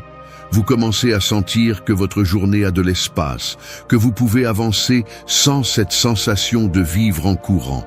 Vous vous rendez compte que vous n'étiez pas fatigué, vous étiez saturé. Et en enlevant cette saturation, votre esprit respire. Vous commencez à avoir une clarté sur ce que vous voulez, sur ce qui vous convient et sur ce que vous devez éliminer pour y parvenir. La vie cesse de se sentir comme un fardeau et devient un projet que vous construisez pas à pas. Réduire l'oisiveté inutile vous oblige également à affronter ce que vous évitiez. Quand vous n'avez plus de distraction pour vous anesthésier, vous êtes obligé de travailler sur vous-même, sur vos objectifs, sur vos peurs. Et même si cela est inconfortable au début, c'est précisément cet inconfort qui vous fait grandir. Vous cessez de réagir comme quelqu'un qui tue simplement le temps et vous commencez à agir comme quelqu'un qui l'utilise. Et cette simple différence sépare ceux qui restent coincés de ceux qui avancent. Posez-vous cette question sans filtre. Combien d'heures de votre vie s'échappent chaque jour sans vous donner rien en retour? Y répondre honnêtement peut faire mal, mais c'est le premier pas vers le changement. L'oisiveté inutile est une pauvreté silencieuse. Elle vous vole sans que vous protestiez. Réduisez son espace et vous remarquerez quelque chose d'impressionnant. Votre énergie monte, votre discipline augmente, votre esprit devient plus fort. Votre vie commence à prendre forme. Parce que quand vous arrêtez de perdre du temps, vous commencez à construire votre destin. 3. Embrasse l'inconfort. Traverser une zone d'inconfort ressemble à entrer dans de l'eau froide. Tes premières secondes sont de la résistance pure. Ton corps se tend, ton esprit crie pour que tu sortes, que tu retournes à la chaleur, que cela n'a aucun sens de supporter cela. Mais si tu restes un peu plus longtemps, quelque chose change. Ton corps s'adapte, ta respiration se stabilise, et tu découvres que l'inconfort ne tue pas, il transforme seulement. Et c'est exactement la leçon que la plupart rejettent. L'inconfort est la porte que tout le monde veut éviter, mais c'est la seule qui mène vraiment à une autre vie. Sortir de la pauvreté n'est pas une question de motivation, c'est une question de supporter ce que tu as toujours fui. Les personnes qui prospèrent ne le font pas parce que c'est facile pour elles, mais parce qu'elles ont entraîné leur esprit à avancer même quand quelque chose les dérange. Elles ont appris à se lever tôt même si leur corps demande 5 minutes de plus, à affronter des conversations difficiles même si elles font mal, à apprendre de nouvelles compétences même si elles se sentent maladroites au début. Ce n'est pas du talent, c'est la capacité de rester là où les autres s'enfuient. L'inconfort est la frontière qui sépare ceux qui changent de ceux qui stagnent. Si ta vie n'est pas comme tu le souhaites, c'est probablement parce que tu as choisi le confort trop de fois. Tu as choisi de ne pas essayer pour ne pas échouer. Tu as choisi des distractions pour ne pas ressentir de pression. Tu as choisi le silence pour ne pas affronter les problèmes. Tu as choisi la routine pour ne pas faire face à l'inconnu. Et chaque fois que tu as choisi le confort, tu as payé un prix. Peut-être ne l'as-tu pas vu sur le moment, mais ton potentiel est resté piégé derrière chaque décision facile. Les stoïciens parlèrent de l'importance de forger le caractère. Ils disaient que l'excellence se forme comme le fer, exposé au feu, au coup et au froid. Le confort, en revanche, est l'ennemi silencieux de la croissance. Quand tout est doux, ton esprit s'adoucit. Quand tout est facile, ta discipline s'oxyde.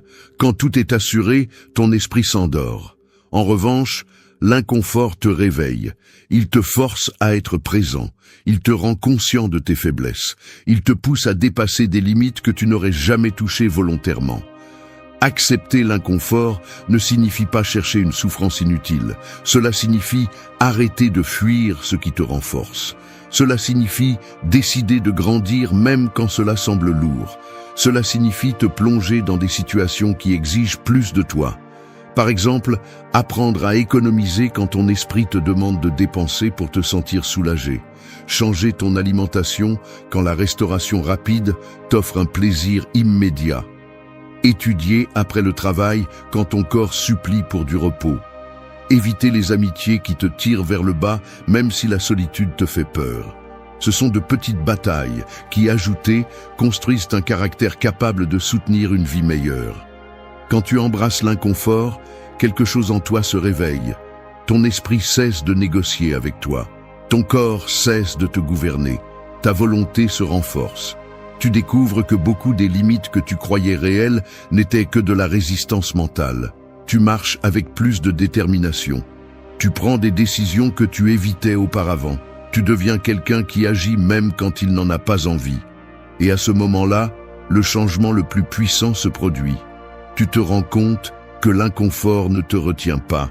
Il te libère. Pose-toi cette question avec une sincérité absolue. Combien d'opportunités as-tu perdues simplement parce qu'elles te dérangeaient? Combien de fois as-tu dit « demain » parce qu'aujourd'hui tu avais la flemme? Combien de fois as-tu choisi la facilité en sachant qu'elle ne te mènerait nulle part? Répondre à cela fait mal, mais cela ouvre aussi la porte pour le corriger. L'inconfort est le pont vers ta version la plus forte. 4. Prends la responsabilité totale. Assumer la responsabilité totale ressemble à prendre le volant d'une voiture qui avançait seule depuis des années. Au début, tu ne sais pas si tu as le contrôle, tu n'es pas sûr que le chemin que tu suis est le bon et, pour être honnête, ça fait peur de réaliser que tu ne peux plus blâmer personne si tu dévies de la route.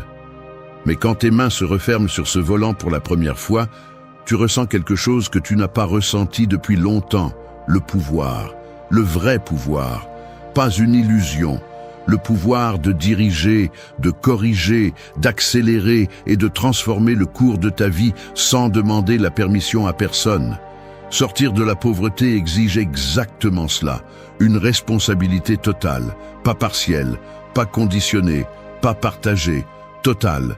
Cela signifie arrêter de blâmer tes parents, ton passé, ton pays, l'économie, ton ex, ton patron ou qui que ce soit que tu as utilisé comme bouclier pendant des années. Parce que chaque fois que tu blâmes quelque chose d'externe, tu te prives de force interne. C'est un acte silencieux qui t'affaiblit de l'intérieur. Il te fait sentir que tu n'as pas le contrôle, que tu ne peux rien changer, que c'est la vie que tu as reçue. Et cette pensée est pure pauvreté. La responsabilité totale ne signifie pas que la vie est toujours juste. Cela signifie que tu décides de ce que tu fais avec ce qui t'arrive. Peut-être es-tu né dans un environnement difficile, tu t'es entouré de gens qui ne t'ont pas soutenu, tu as fait des erreurs ou tu as souffert de choses que tu ne méritais pas. Tout cela est réel. Personne ne le nie. Mais si tu permets que cela détermine ton destin, alors tu as déjà perdu. La responsabilité totale n'efface pas ce qui s'est passé, mais elle te donne la force d'écrire ce qui suit. Les stoïciens parlaient de la différence entre ce qui dépend de nous et ce qui ne dépend pas. Cette distinction est la base de la liberté. Ce qui ne dépend pas de toi peut faire mal, peut être inconfortable, peut te retarder, mais ne peut pas te détruire à moins que tu ne lui donnes ton pouvoir. Ce qui dépend de toi, en revanche, c'est tout ce qui peut te faire avancer. Tes décisions, ta discipline, ton état d'esprit, tes habitudes, ta réponse face à la difficulté, ta capacité à agir même quand tu as peur. La responsabilité totale te force à observer ta vie avec une crudité que peu de gens sont prêts à supporter. Elle te force à admettre que beaucoup de tes routines, tu les as choisies, que beaucoup de tes résultats sont le fruit de tes décisions, que ton manque de progrès n'est pas dû à la malchance, mais à un manque de direction, que tes mauvaises habitudes ne sont pas apparues seules, tu les as nourries. Et oui, ça fait mal de l'accepter, mais cette douleur est le début du changement.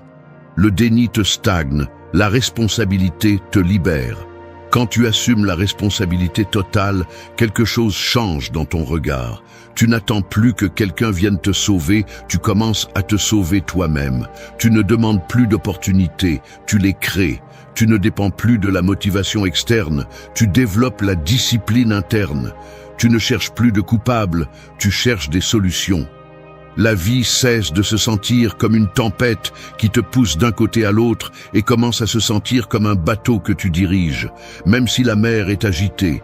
Assumer la responsabilité totale signifie aussi abandonner les excuses.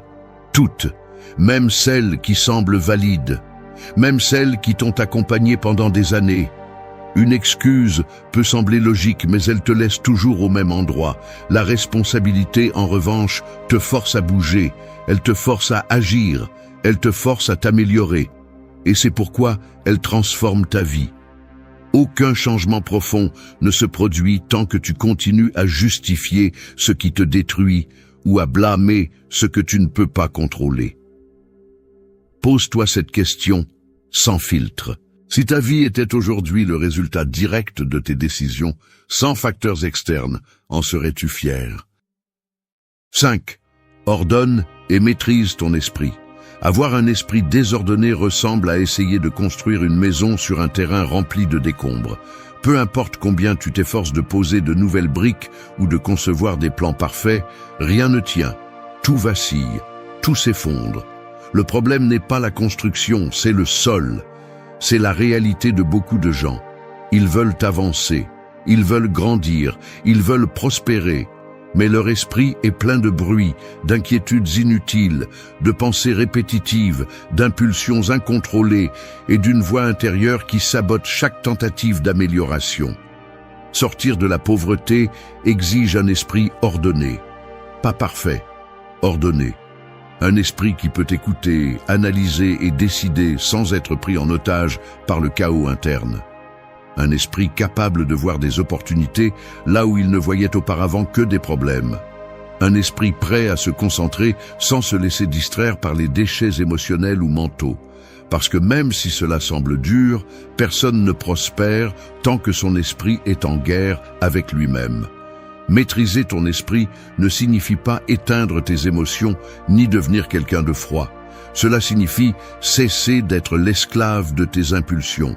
Cela signifie apprendre à penser avant d'agir.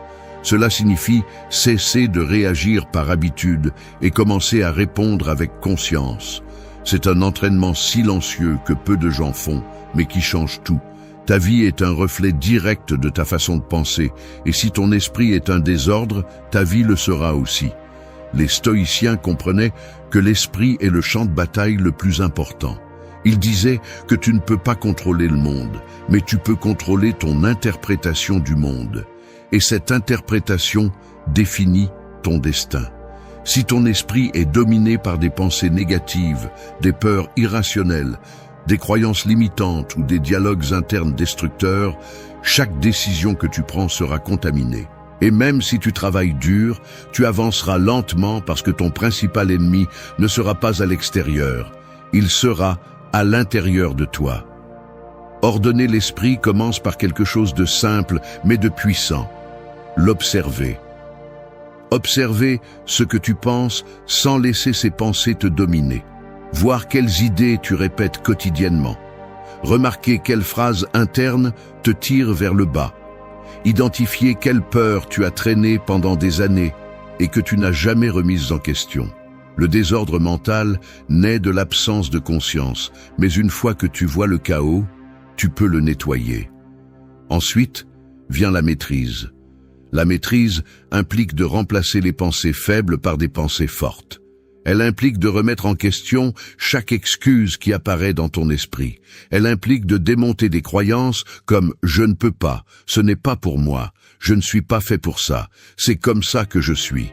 Rien de tout cela n'est réel. Ce ne sont que des phrases que tu as accumulées sans t'en rendre compte et que tu répètes parce que ton esprit s'est habitué à la facilité, pas à la justesse. La maîtrise mentale exige de la discipline, de l'inconfort, de répéter de nouvelles façons de penser jusqu'à ce que ton esprit comprenne que c'est toi qui commandes, pas lui. Ordonner et maîtriser ton esprit change ta vie parce que cela fait de toi quelqu'un de difficile à abattre. Les difficultés continuent d'apparaître, mais elles ne te brisent plus. Les commentaires négatifs arrivent, mais ils ne te définissent pas. Les peurs sont toujours présentes, mais elles ne te paralysent plus. Le chaos externe n'a plus de pouvoir parce qu'à l'intérieur règne la clarté. Et avec la clarté, tout objectif est atteignable. Pose-toi cette question avec une totale sincérité. Quelle est la propreté de ton esprit? Combien d'espace occupe la peur, la comparaison, la culpabilité, le doute ou l'autosabotage? Combien de bruit interne te maintient distrait, fatigué ou perdu? Tout ce que tu n'ordonnes pas à l'intérieur se transforme en obstacle à l'extérieur. Si tu veux changer ta vie, commence par nettoyer ton propre esprit. 6. Choisis la discipline plutôt que le plaisir. Poursuivre le plaisir immédiat ressemble à acheter des feux d'artifice. Ils brillent fort quelques secondes, puis te laissent dans l'obscurité, avec de la fumée dans l'air et les mains vides. La discipline, en revanche, est comme allumer une lampe à huile. Elle n'éblouit pas au début, mais elle éclaire plus loin, dure plus longtemps et finit par guider tout ton chemin. Et c'est la vraie différence entre ceux qui avancent et ceux qui restent coincés dans la même vie pendant des années. Certains choisissent des éclats momentanés, d'autres choisissent une lumière constante. Sortir de la pauvreté exige un changement brutal dans ta hiérarchie de décision. Pendant trop longtemps, beaucoup de gens ont mis le plaisir avant le progrès. Dormir plus au lieu d'étudier. Dépenser impulsivement au lieu d'économiser. Chercher du divertissement au lieu d'apprendre. Choisir le confort plutôt que l'effort. Chacun de ces choix semble petit, mais ensemble, ils construisent une vie stagnante. La pauvreté ne se soutient pas seulement par un manque d'opportunités, mais aussi par un excès de plaisirs inutiles. La discipline n'est pas une punition, c'est une direction. C'est te rappeler que chaque décision que tu prends est un vote pour l'avenir que tu veux ou pour l'avenir que tu crains. C'est la voie qui te pousse à te lever, même quand tu es fatigué. C'est la force qui t'oblige à faire ce qui est important avant ce qui est facile. C'est la capacité de renoncer à ce qui te divertit pour construire ce qui te transforme. Et oui, ça fait mal, mais ça libère aussi. Les stoïciens l'ont mieux compris que quiconque. Ils disaient que le plus grand ennemi de l'être humain est son inclination naturelle vers le plaisir. Parce que le plaisir exige rarement un effort, il génère rarement une croissance et il construit rarement quelque chose de durable. Ils enseignaient que la maîtrise de soi commence lorsque tu décides de faire ce qui est juste, même lorsque tu n'en as pas envie. C'est la racine de la force. Agir par conviction, non par impulsion. La discipline est aussi une déclaration de force intérieure. C'est dire au monde et à toi-même que tes émotions ne commandent pas, que tes habitudes ne te gouvernent pas, que tes impulsions ne te contrôlent pas. Lorsque tu choisis la discipline plutôt que le plaisir, tu démontres que ta vie ne sera pas dirigée par des envies passagères, mais par un but plus grand. Tu cesses de réagir comme quelqu'un qui se laisse emporter par ce qu'il ressent, et tu commences à agir comme quelqu'un qui sait ce qu'il veut. Choisir la discipline ne signifie pas éliminer tout plaisir. Cela signifie mettre chaque plaisir à sa place. Profiter après avoir accompli. Se reposer après avoir avancé. Célébrer après avoir construit. Tout à son moment. Le problème est lorsque le plaisir occupe la première place et déplace tout ce qui pourrait te donner une vie meilleure. La discipline ne te demande pas de sacrifier ton bonheur, elle te demande de sacrifier ta faiblesse. Lorsque tu choisis la discipline, ton identité change. Tu te vois différemment. Tu te traites différemment. Tu te respectes différemment. Tu commences à avoir confiance en toi parce que tu sais que tu accompliras ce que tu te proposes. Cette confiance est la base de tout progrès réel. Personne ne grandit sans discipline, personne ne se dépasse sans sacrifice et personne n'échappe à la pauvreté mentale ou financière tant qu'il continue à poursuivre des plaisirs qui le vident de l'intérieur. Fais-toi cette réflexion avec maturité.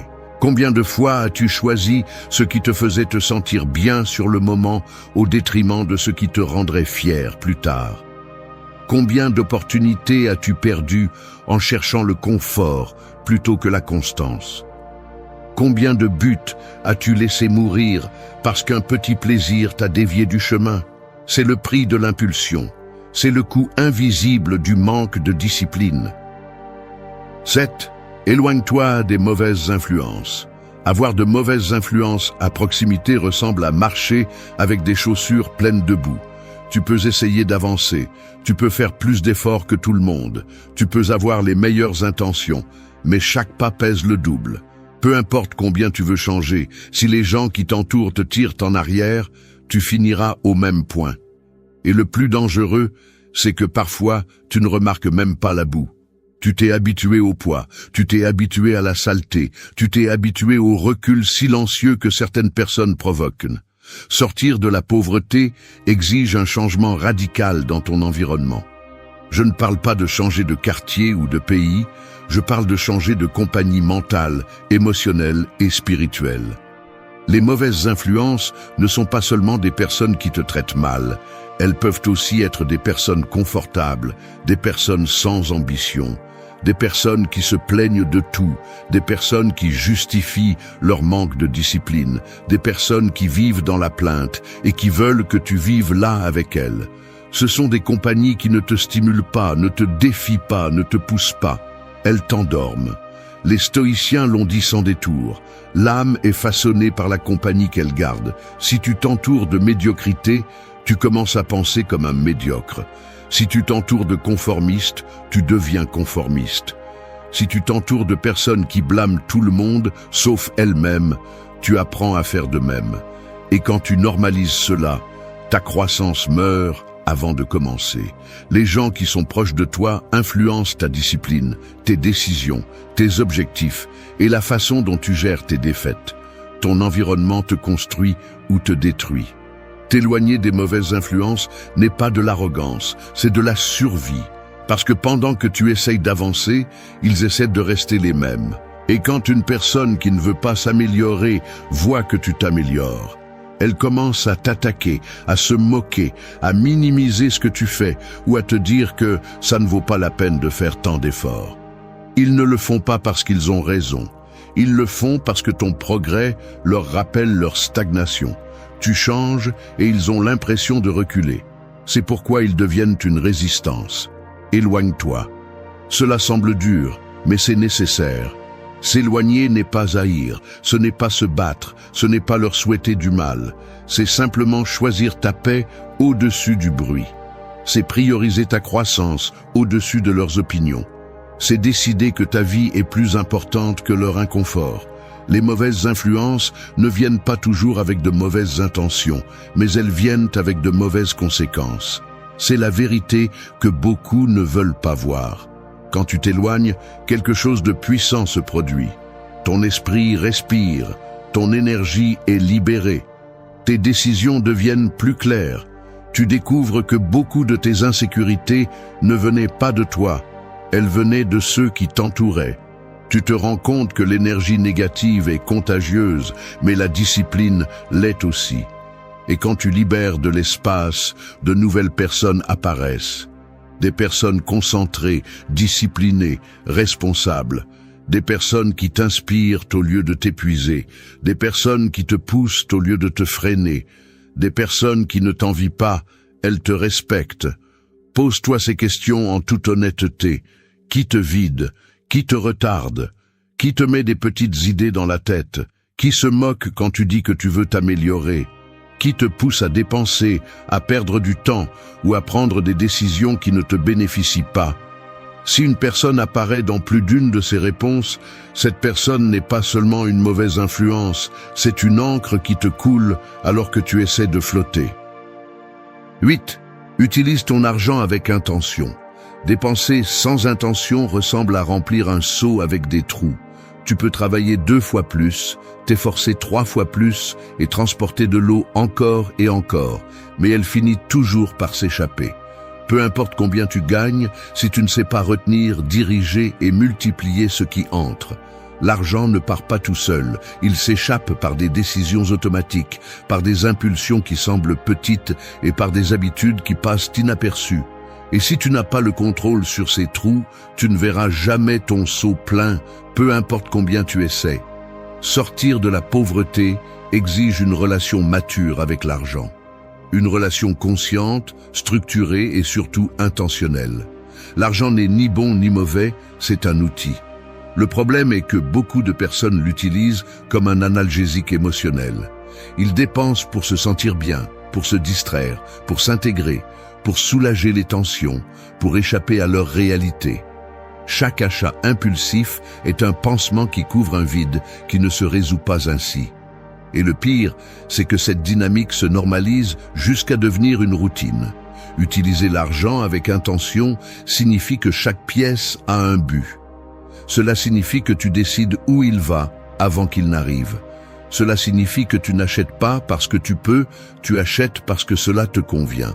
C'est la différence entre ceux qui construisent la stabilité et ceux qui passent leur vie à éteindre des incendies financiers. Il ne s'agit pas d'avoir plus, il s'agit d'utiliser mieux ce que tu as. Les stoïciens parlaient de la maîtrise de soi comme base de toute réalisation. Et bien qu'ils ne parlaient pas directement de finances modernes, leurs principes sont applicables. Ils disaient que l'extérieur ne doit pas te contrôler. L'argent est extérieur. Si tes émotions dictent comment tu l'utilises, alors tu n'es pas libre. Si tes impulsions te font dépenser, tu n'es pas maître de ta vie. Si tes envies valent plus que tes objectifs, alors tes objectifs ne sont pas réels. L'intention est le pont entre ce que tu désires et ce que tu accomplis. Utiliser l'argent avec intention signifie aussi savoir dire non. Non aux achats inutiles. Non aux invitations qui te laissent sans rien. Non aux dettes que tu ne peux pas soutenir. Non à faire semblant d'une vie que tu ne construis pas. Dire non est une discipline financière. Et c'est l'un des sacrifices les plus difficiles, car il implique de confronter ton ego, tes habitudes et tes émotions. Mais chaque fois que tu dis non, tu gagnes quelque chose de plus important qu'un objet, le contrôle. Lorsque tu utilises l'argent avec intention, le stress financier diminue. Tu ressens plus de clarté, tu commences à voir des modèles, tu remarques combien de fuites tu as normalisées, tu découvres que beaucoup de choses que tu croyais nécessaires ne t'ont jamais rien apporté. Tu commences à prioriser ce qui construit plutôt que ce qui distrait, et le changement n'arrive pas d'un coup, il arrive de manière cumulative. Une bonne décision aujourd'hui devient une stabilité demain. Une dépense évitée aujourd'hui devient une opportunité plus tard. L'argent obéit à celui qui pense à long terme. Pose-toi ces questions avec une sincérité absolue. Combien de fois as-tu dépensé pour ressentir un soulagement momentané? Combien de fois as-tu acheté quelque chose dont tu n'avais pas besoin simplement parce que tu étais triste, ennuyé ou anxieux? Combien de fois as-tu fini par regretter après? C'est le coup d'agir sans intention. Ce n'est pas la dépense, c'est ce qu'elle te vole, concentration, stabilité, futur. Utiliser l'argent avec intention ne signifie pas vivre avec la peur de dépenser. Cela signifie dépenser en sachant pourquoi, quand et pourquoi. Cela signifie que ton argent respecte tes objectifs, pas tes impulsions. Cela signifie que chaque décision financière est alignée avec la vie que tu veux construire, pas avec la vie que tu essaies de cacher. Danke, dass du bis zum Ende des Videos geblieben bist. Wenn du alles gesehen hast, kommentiere, ich bin stoisch, als unser geheimes Zeichen, um zu wissen, dass du ein wahrer Schüler des Stoizismus bist. Vergiss nicht, den Kanal zu abonnieren und das Video zu liken, wenn es dir gefallen hat. Wir sehen uns im nächsten Video und denke daran, kultiviere weiterhin deinen stoischen Geist.